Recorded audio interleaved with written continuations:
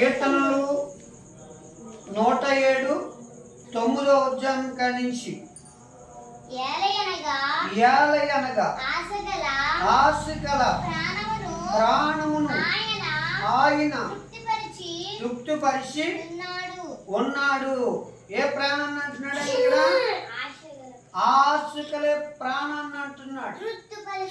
ఆశగల ప్రాణాన్ని దేవుడు తృప్తిపరుస్తానంటున్నాడు. ఎవరి మీద ఉండాలి మన ఆశ? లోకం అనే దాని మీద కాదు, బంగారం అనే దాని మీద కాదు, భూమి అనే దాని మీద కాదు, మేడనే మిద్దనే దాని మీద కాదు, కానీ యెహోవా దేవుడి మీద ఏముండాలి? మనకి ఆశ ఉండాలి. ఆశపడే ప్రాణాన్ని అంటున్నాడు నేను తృప్తిపరుస్తాను. ఆ ఆశపడే ప్రాణం తృప్తిపరిచేవాడు ఈ లోకంలో, ఈ సృష్టిలో కానండి ఎక్కడ వెతికినా ఎవరైనా ఉన్నారు అంటే ఆయన యేసు క్రీస్తు ప్రభు ఒక్కడే.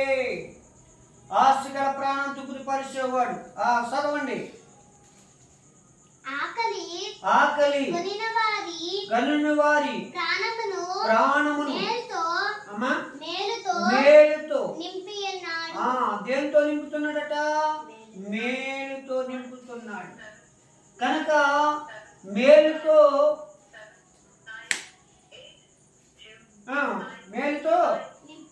నింపి ఉన్నాడు. మేలుతో నింపి ఉన్నాడు. దేవుడు ఆజ్ఞలకు లోబడక మహోన్నతుని తీర్మానమును తృణీకరించినందుకు బాధ చేతను ఇనుప కట్ల చేతను బంధింప వారిన వారై